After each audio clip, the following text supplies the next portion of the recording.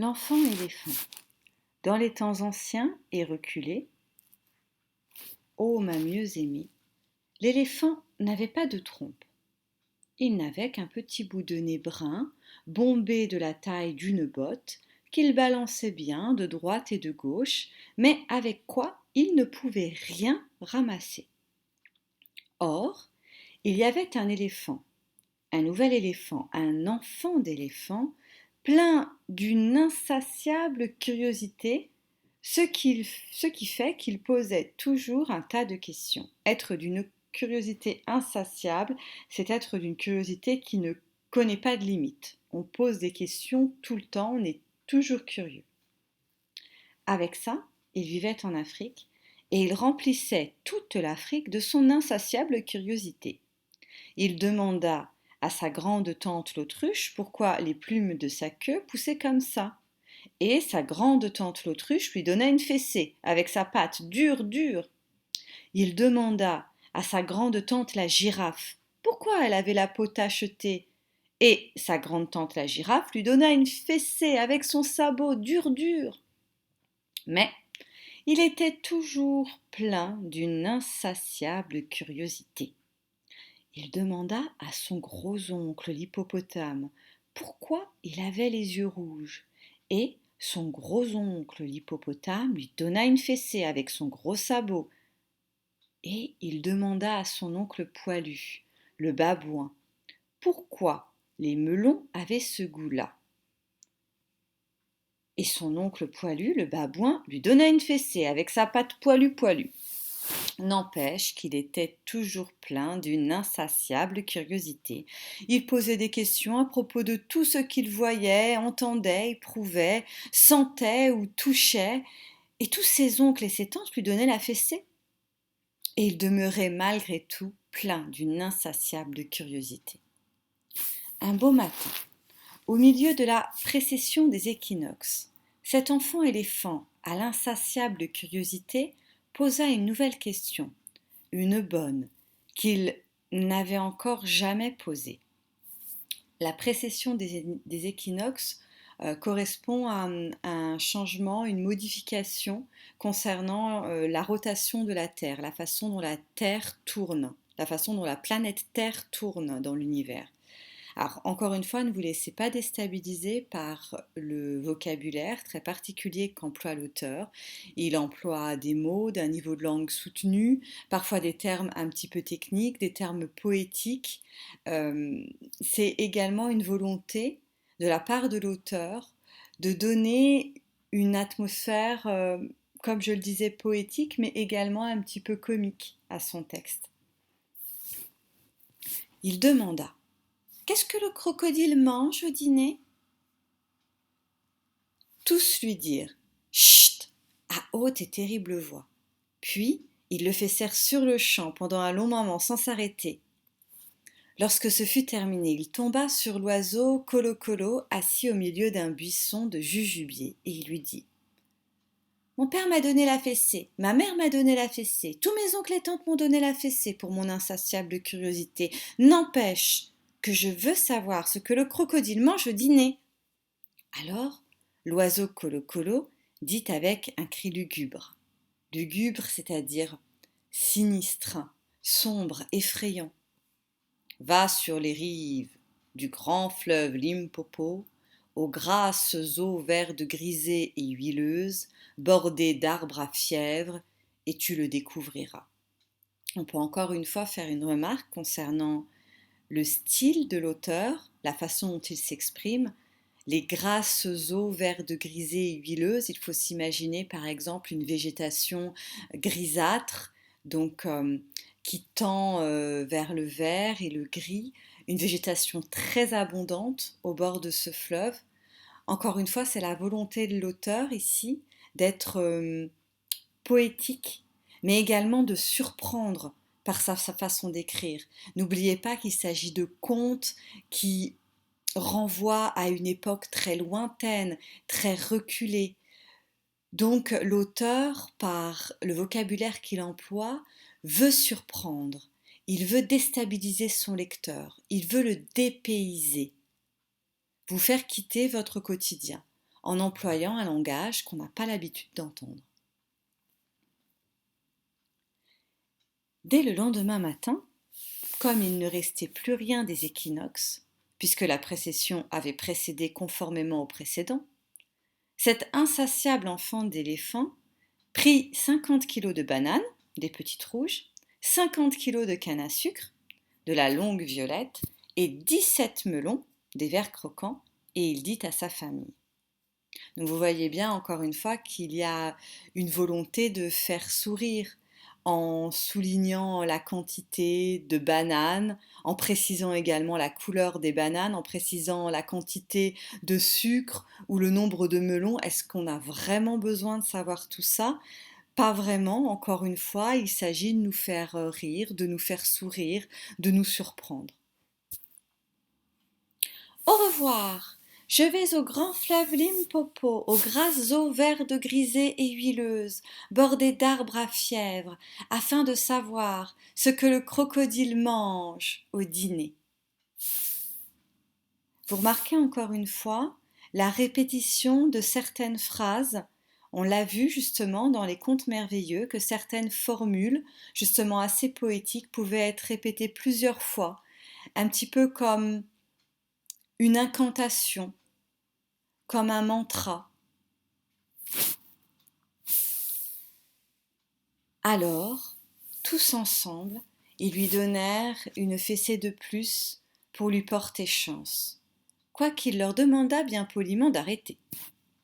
Puis, il s'en alla un peu échauffé, mais pas du tout étonné, tout en mangeant des melons et en jetant la peau, car il ne pouvait pas la ramasser.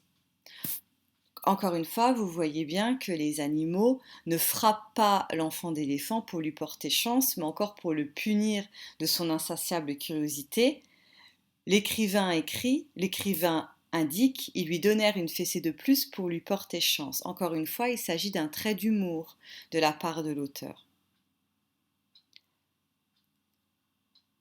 Il s'en va un petit peu échauffé, on peut s'imaginer, comme il a reçu plusieurs fessées, euh, qu'il a les fesses très très chaudes et très très rouges à cause des coups qu'il a reçus.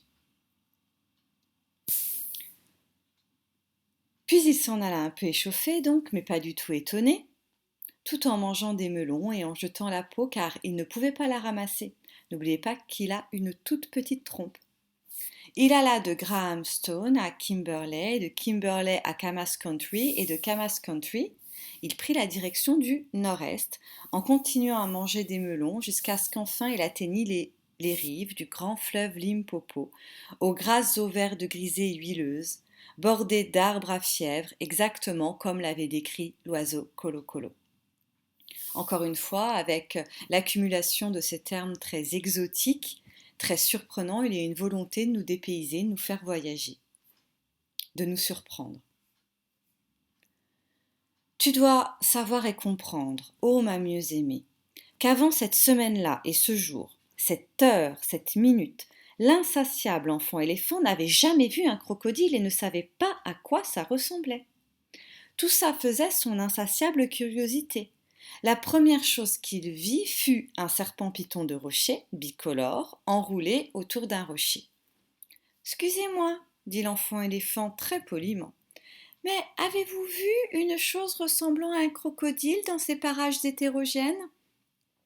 Alors dans les parages, c'est-à-dire ici, à cet endroit, et hétérogène, c'est-à-dire très divers, différents. Si j'ai vu un crocodile, répéta le serpent python de rocher bicolore, d'un ton d'absolu mépris. Lorsqu'on éprouve du mépris, c'est qu'on regarde les gens de haut, d'un air supérieur. Que vas-tu me demander ensuite? Excusez-moi, dit l'enfant éléphant, mais auriez-vous l'obligeance de me dire ce qu'il mange au dîner? Alors le serpent python de rocher bicolore se désenroula rapidement du rocher et il donna une fessée à l'enfant éléphant avec son écailleuse queue flagelleuse. Cette expression écailleuse queue flagelleuse peut peut-être vous faire penser à la façon dont s'exprime le bon gros géant. Il invente des mots. Et ici, l'écrivain Rudyard Kipling invente des expressions nouvelles. Il joue avec les mots.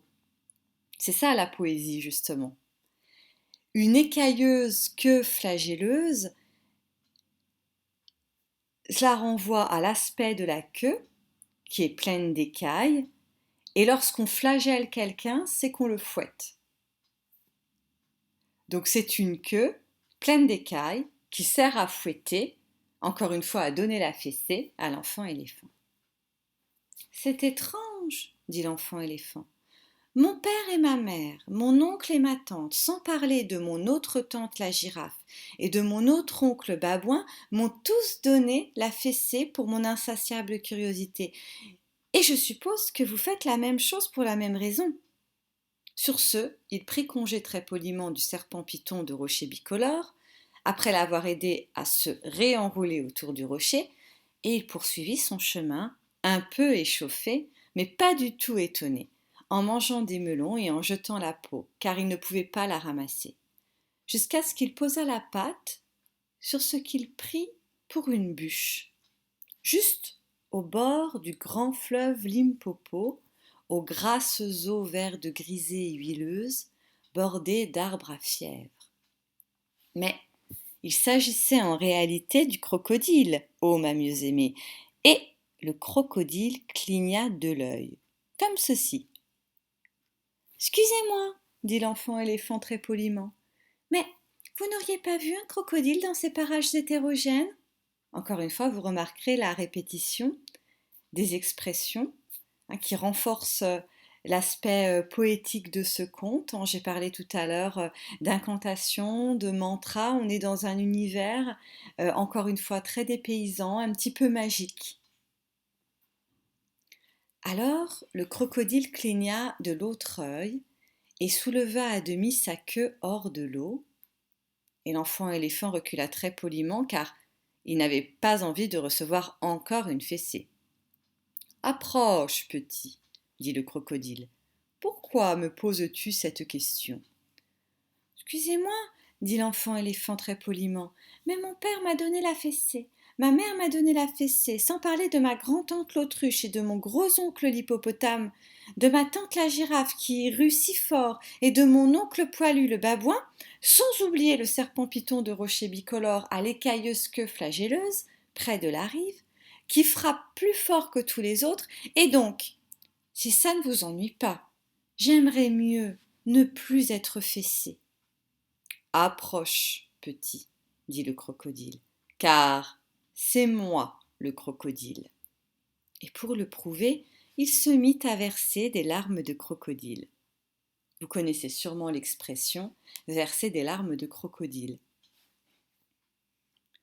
L'enfant éléphant en eut le souffle coupé. Il s'agenouilla sur la rive, haletant, et dit.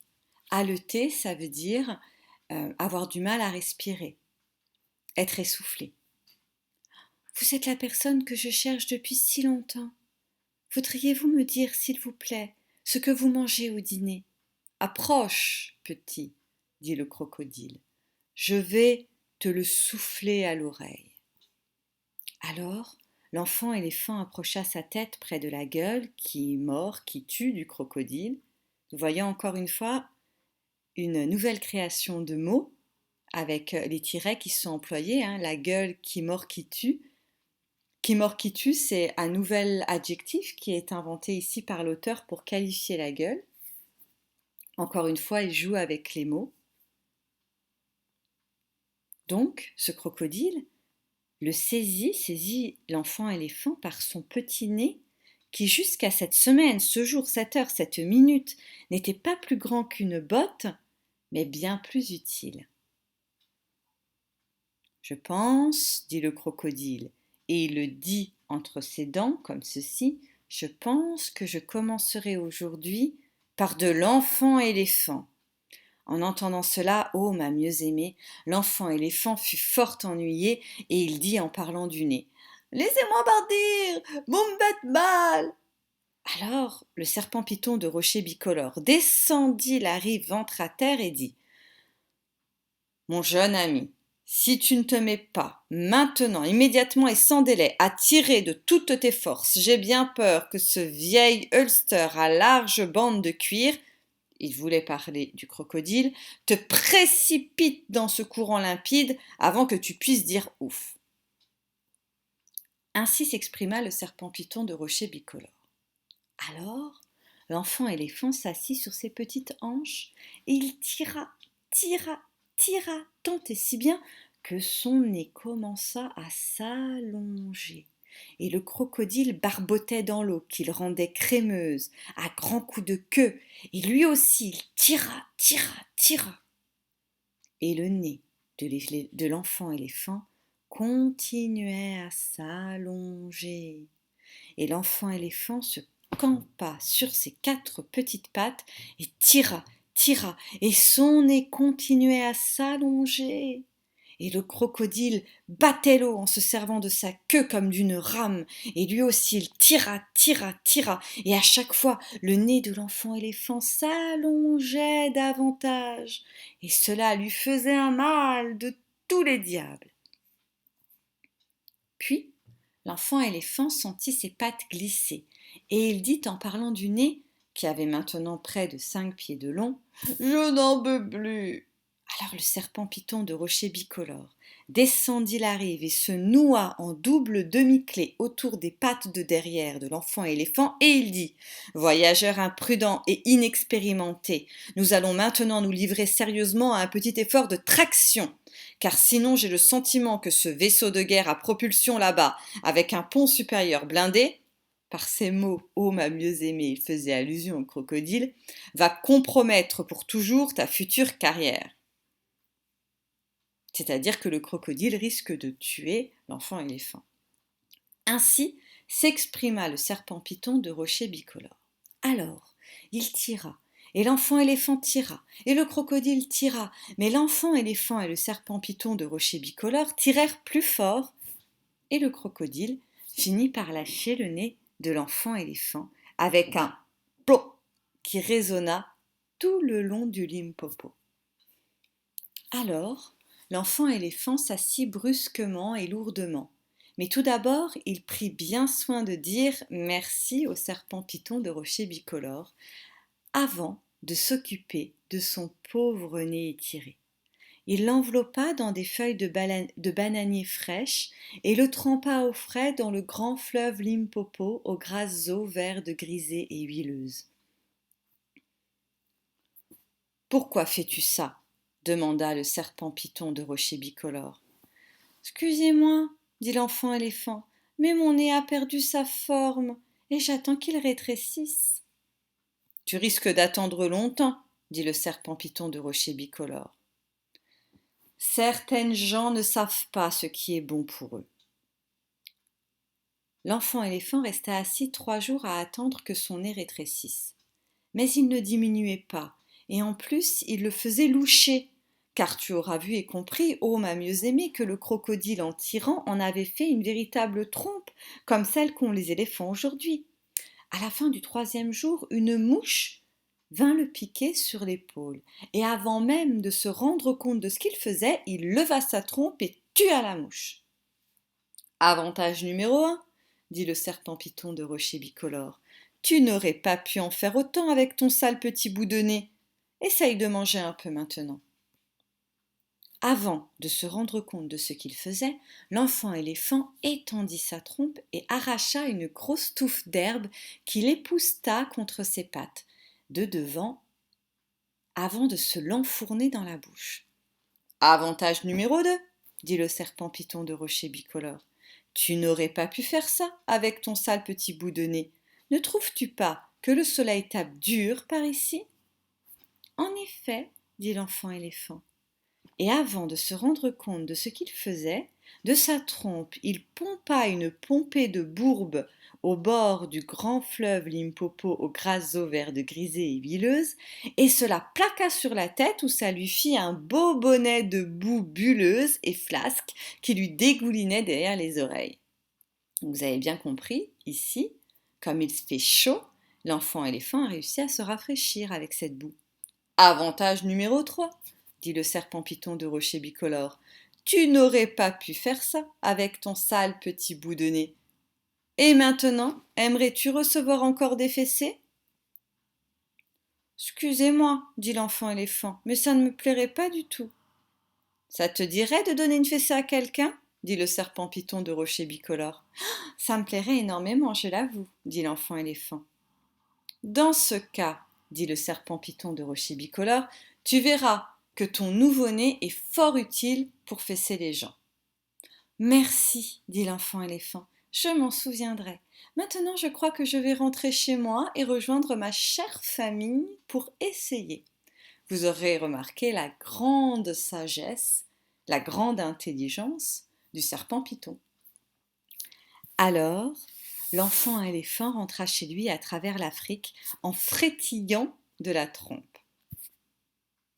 Quand on frétille, notamment on frétille d'impatience, c'est qu'on tremble, on est très excité. Lorsqu'il voulait manger des fruits, il les cueillait directement sur l'arbre au lieu d'attendre qu'ils tombent comme auparavant. Lorsqu'il voulait de l'herbe, il l'arrachait du sol au lieu de s'agenouiller comme auparavant. Lorsque les mouches le piquaient, il brisait une branche d'arbre et s'en servait comme chasse-mouche. Et il se faisait un nouveau bonnet de boue fraîche, fangeuse, spongieuse, lorsque le soleil était trop chaud. Ce qui a une apparence spongieuse, c'est ce qui ressemble un petit peu à une éponge, qui est très mou. Alors, quand il en avait assez de marcher seul à travers l'Afrique, il chantait dans sa trompe et ça faisait autant de bruit que plusieurs fanfares. Il fit un détour afin de trouver un gros hippopotame, ce n'était pas un parent, et lui administrer une terrible fessée pour s'assurer que le serpent python de rocher bicolore ne lui avait pas menti au sujet de sa nouvelle trompe. Le reste du temps, il ramassa les peaux de melon qu'il avait jetées en se rendant au fleuve Limpopo, car c'était un pachyderme très propre. Un pachyderme, autrement dit un éléphant. Par un soir sombre, il retrouva sa chère famille.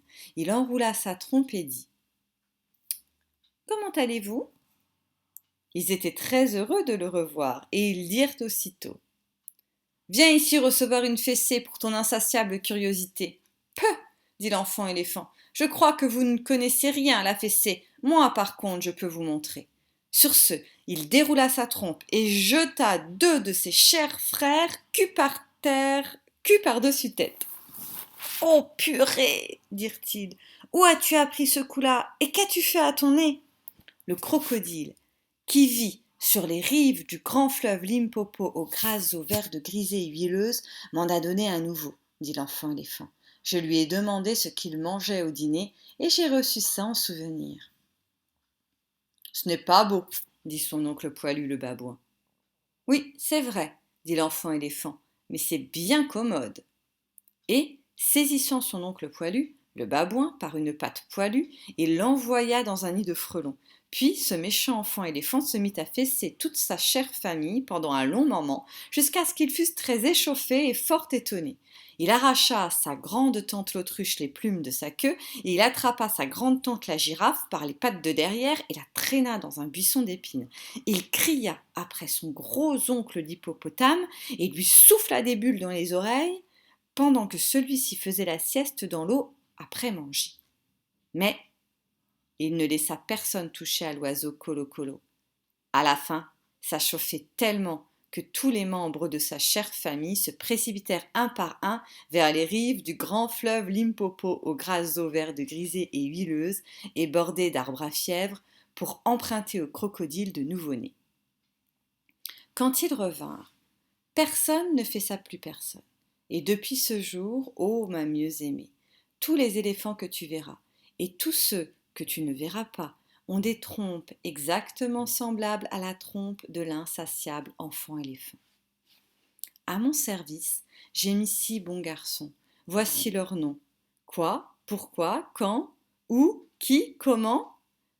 C'est d'eux que j'ai tout appris de l'Orient jusqu'au couchant. Je les envoie par Mont, par Vaux. Mais quand s'achèvent leurs travaux, à tous je propose une bonne pause. Aux heures où d'usage je suis à l'ouvrage, je leur donne un long répit, c'est-à-dire qu'ils font une pause.